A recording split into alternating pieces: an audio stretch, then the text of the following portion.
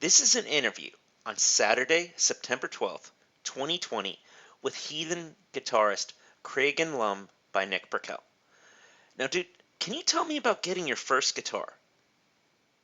Yeah, I was about 8 years old. I used to, my mom used to put the radio on for me when I would go to sleep at night. And it was 1980, and every night at the same time, I would hear a song. And I started to really like it. And I was like, I don't know what this is. So finally, I heard the name of the song, and I told my mom, I said, I want to get this, whatever this music is. It's called Back in Black. It was by AC/DC. And that was it. And I just wanted to play guitar after that. So my mom and dad took me to get a guitar and start guitar. It was probably some big old acoustic, which I hated playing, and it didn't sound anything like AC/DC.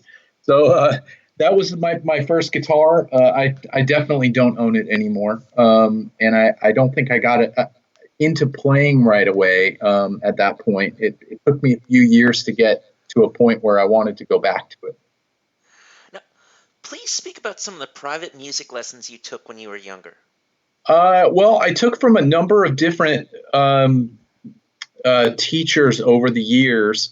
My family moved around the United States, and I lived in 3 or 4 different states when I was a kid. So I probably had some type of teacher in each one of them. It wasn't really until I got to Los Angeles and where I spent my teenage years. I was taking lessons where I lived in Western Los Angeles area. And I remember taking a song into my teacher, and he was kind of like a hippie, 70s rock guy. And he just didn't understand metal.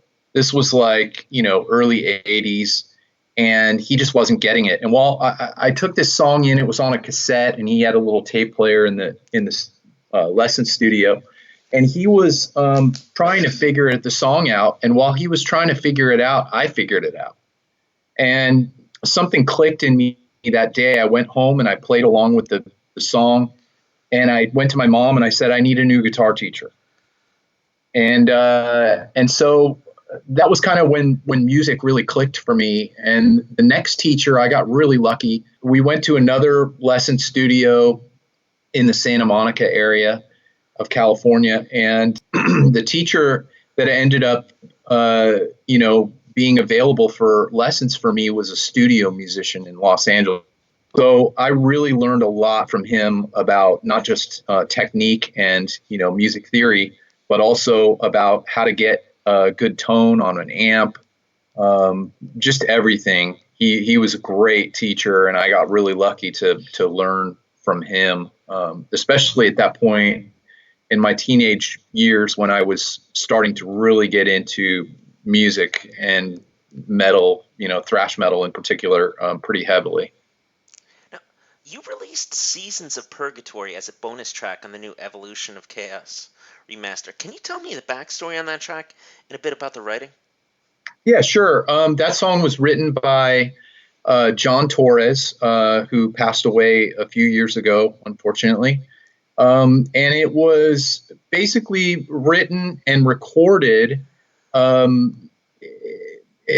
the time, we were looking for vocals to fit over it. And, basically the guys just couldn't agree on anything. I know Dave had come up with a bunch of things, and John had come up with a bunch of things, and none of them were really kind of working out how they wanted them to. So we ended up leaving this song off the album when we released it originally in 2010. When we brought up the idea to Mascot Records to do a 10th anniversary edition of the album, I really wanted to see if we could track that song down and complete it.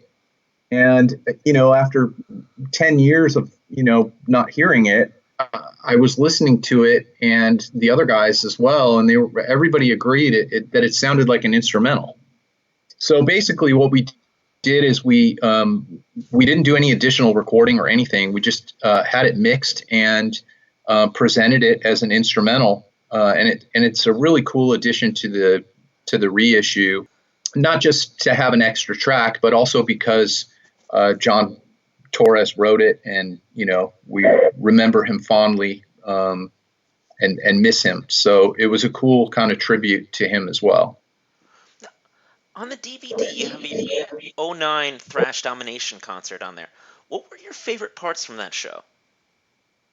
My favorite were probably the second night. I think we played a little bit better the second night, but they only filmed the first night. It was my first time playing in Japan, so that was awesome. It was the band's first time playing in Japan. We had 2 nights in a row. It was with Exodus, Creator, and who was the other band? Was it Testament? I don't know, maybe Sodom or Tankard? That's right. Testament, Creator, Exodus. No, it was Testament. And, it was a really cool bill. It was 2 nights in Japan, our first shows over there. The crowd was super stoked for us to be there. And, we just had a great time playing, and they filmed it, and I was able to talk with the club who owned the footage and asked them if it would be okay if we used it on the DVD, and they agreed, and we were able to do some stuff to kind of clean it up and make it look even better. And it was just a really cool moment. There's a part of the song "Kill the King," the Rainbow cover, when we're playing that, where Tom Hunting, the drummer from Exodus, comes up and sings background vocal. So it was a really cool show, and definitely a great memory. I have a flag that one of the fans handed me after the concert, which is a cool memory as well. Now, writing on this new album goes back to around 2012. Can you describe the different stages and mention the songs that were in those stages when you were composing music for this album? Yeah, sure. So we signed with Nuclear Blast in 2012, and I got right to work writing songs. I had instrumental versions of probably 4 of them at that point. That would have been, let's see, it was the title track, but with different lyrics and a different arrangement. It was The Gods Divide, let's see, Sun in My Hand, and In Black. Those were the first 4 songs that I wrote for the record. And out of those 4 songs, 3 of them are identical to what the demos were. And the only one that changed was the title track. I changed the lyrics and basically rearranged the song and made some adjustments to make it work better for the vocals. So I think about 2 years later, I had lyrics for all of those songs, and then had also demoed Blood to Be Let and another song that we didn't end up recording for the record. So that was kind of the initial stages of writing. And then I got sucked into the Exodus vortex and was touring with them pretty heavily for about 5 years. And I really wasn't able to get back to writing until 2019. I had done bits and pieces of songs, like I think Devour and Shrine of Apathy were partway written, but the rest of it really just came together in 2019 in the first half of the year. I think I liked The Sun in My Hand as my favorite. Can you tell me how that song came together? Yeah, that was probably the first song I wrote for the record. If not the first one, it was the second one. But it was, I just had this idea, and I went with it. And I remember I had a rehearsal studio. I still lived in Los Angeles at that time, and I would just go there, and there was no air conditioning, so I would just sweat and work out these songs in this little studio. And I recorded all the music and even the solos. It all just kind of came to me.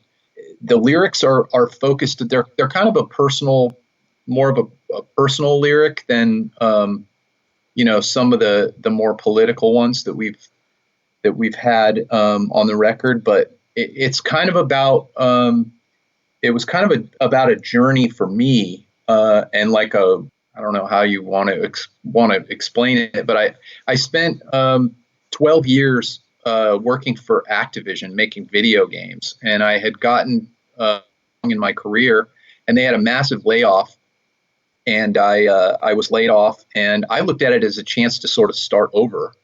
And so there's a lot of sort of dark imagery in the lyrics, but it's ultimately a positive message, which is how I felt after the layoff, where I had worked so hard and done all this stuff to try and climb the corporate ladder, but ultimately it's not what I wanted to do. And I wanted to get back to doing music, and I felt like it was my chance to really, take life by the balls, so to speak, and reach for the sun. So that's more or less what the song is about. Now, can you tell me about the contributions on the album from Gary Holt, Rick Hunolt, and Doug Piercey? Yeah, sure. Towards the end of the writing process, I started working on this song and create what I would call like a classic instrumental. And what I mean by that is an instrumental where it's still a song, and it's there's some element of the music, in this case the guitars, that take the place of the vocals. And I was working on this song, and I started working on the middle part where I thought the solos would go. I had this idea pop into my head about how cool it would be to have a Bay Area shred off. And so I called Gary and Rick and Doug Piercey, that used to be in Heathen, and I asked all of them if they would be interested in playing a solo or two, and they all said yes. And I started designing this sort of trade-off solo section, and that's really how it came about. Those guys all basically recorded some short solos where they trade off back and forth, and it's a really cool moment because you get to hear the original Exodus H team, doing trade-off solos, and then the original Heathen team of Lee and Doug doing trade-off solos. And for me, it's a special song because I grew up as a fan of all of these guys and their bands. So to have them, play solos on a song that I wrote, and not only that, but all of them play together, it makes it a really cool moment. And they all killed it. They all have different styles, and it sounds great. Please speak about some of the different audio clips you sampled to be put into the album. I noticed Jim Jones in there. Yeah, that's actually the only samples on the album. They're all in the song "Devour." That song is about a megalomaniac, and I don't know. The song was done, and this thought just popped into my head about, like, wouldn't it be cool to put a sample in there of Jim Jones, which is kind of a callback to the song "Hypnotized" from Heathen's Victims of Deception album. That song starts with Jim Jones followers. And I did a Google search or whatever and found this website that had all of these recent declassified recordings of Jim Jones. And I happened upon this one in particular, and I was like, wow, this is just perfect. So I tried putting it in the song, and I had to do some minor edits to make it musical, if that makes any sense. But it came out really cool, and I think it's a different, it makes the song a little bit different from all the other ones, and at the same time, it's got its a cool vibe, and it's got a song about a megalomaniac with a megalomaniac talking in the middle of it. It's pretty cool. It came out really interesting. The guys loved it too. When it came to writing this album, what 3 songs were you most proud of, and why? Hard one. They're all my babies. The title track, when I discovered that I added this second guitar part that just made it epic, and I'm really proud of the way that song came out, especially from where it started in the demos. Sun in My Hand. I'm really proud of that one. I think it's a really great song. The Blight and A Fine Red Mist. If I had to pick a couple others, I don't think I could narrow it down to three. Now, you have a guitar book coming out next month for the album. Can you please tell me about it? Yeah, sure.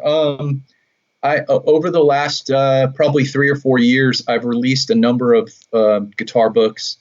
3 for Exodus, one for a band from LA called Abysmal Dawn, and one for my band Prototype, and then one for Nevermore.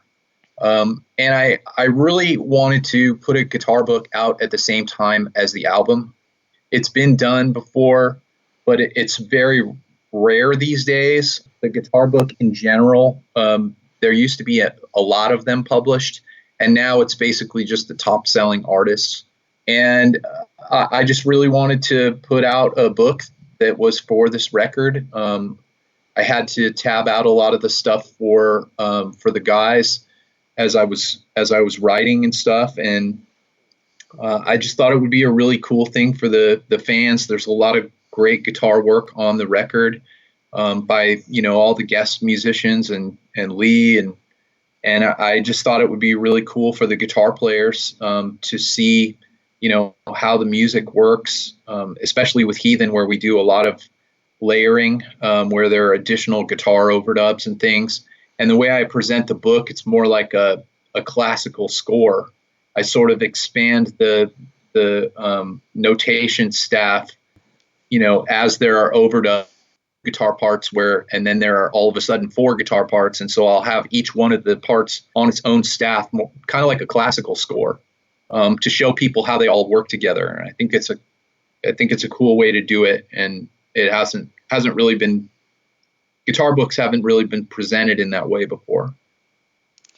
Now, what is your most hallowed musical possession? In terms of instruments, it's probably my Jackson King V that used to be owned by Robin Crosby of Rat. I used that on all of my early recordings with Psychosis and played live with it. And I basically just don't take it out of the house anymore. It's an awesome instrument, and it's one of the really early Jacksons. And I would say that's probably the most cherished of my instruments. What about something like a CD or like a vinyl or something? That's a good question. One of the most rare CDs that I own, there was an Exodus release. It was called A Lesson in Violence, and it was basically the entire live at Studio 54 with Baloff, and then a demo of Pleasures of the Flesh also with Baloff. And Combat Records released this as a promo only, and the band hated the idea and basically didn't want them to release it. So the release was pulled, and they used the same barcode on the A Good Friendly Violent Fun album, which is a live album they released. There are apparently a very, very small number of copies of this out in the world. I've heard as few as 25, and I have one of them. And it was incredibly difficult to track down. There was actually, I posted a message after looking for years and years for this at a reasonable price. I posted a message on a Exodus fan group on Facebook, and a guy contacted me and had one and was willing to sell it to me for a reasonable price. So that's probably my most prized album, just because of its rarity. Now, do you know any awesome urban legends or ghost stories related to the Bay Area? Well, I didn't grow up in the Bay Area. Go ahead. Well, I mean, if you're more familiar with the LA area, go with that. Yeah, I mean, even that, like urban legends, ghost stories, like I don't know. I do have one that's somewhat related to the Bay Area. There was a warehouse that all of the bands used to rehearse at, and some of the guys used to live at in Oakland, California. And it's where Paul Baloff lived and actually where he passed away. I remember before they basically tore the place down, I remember going there to rehearse, and we were rehearsing with Heathen at that studio for a little while. And I just remember that it always had this kind of weird vibe about it, because of its history. And I don't mean weird like creepy, but just you could almost feel the presence of Baloff, still there amongst all the people, whether it was people that actually lived there or people that were in bands rehearsing. And it was kind of a cool thing for me to be able to experience that because the place no longer exists. Would you like So I guess that would be about the closest thing I can think of to. that? That's pretty awesome. I appreciate you sharing that. Yeah, Um, would yeah, you no like worries. would you like to go back to any questions? No, I mean, if you have other questions for me, I'm happy to answer them. If you have additional ones or want to expand on something that I talked about or whatever, feel free. I mean, I guess some final words then. Well, we would just like to thank all of the Heathen fans for their patience. It's been a long 10 years waiting for this album to happen. Um, and we appreciate the patience and support all along the way. And we can't wait to get this thing out to everybody so they can hear the whole record.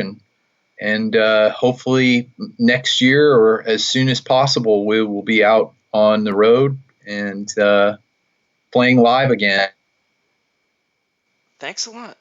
This has been an interview on Saturday, September 12th, 2020, with Heathen guitarist Kragen Lum by Nick Burkell.